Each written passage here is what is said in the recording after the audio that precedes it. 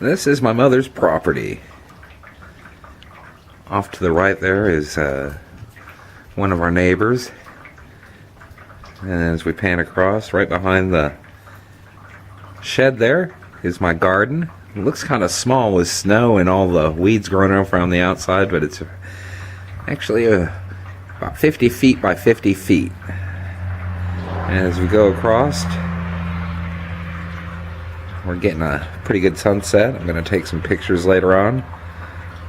The next bit of neighbors are the dairy farmers right there where the silos are. They're kind of new to the area. A couple years ago they did veal, and then they did milk cows. And I think they alternate. They did plow up that field and planted corn last year, so that was kind of cool. Up on top of the next hill off there to the left, they cleared that this spring, and they're going to be planting in there this spring.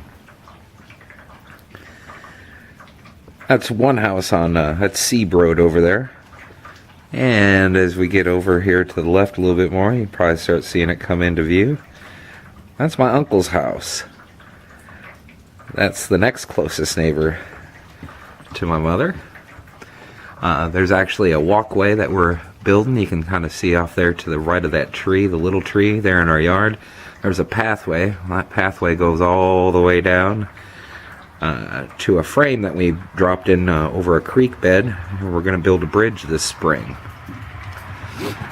And as we go across, we're still looking at my uncle and my mom's property.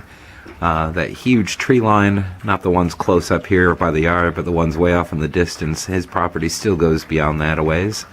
Can't really see where it ends over the top of this hill. And again, this is the yard I mow, so it takes me about 4.5 hours.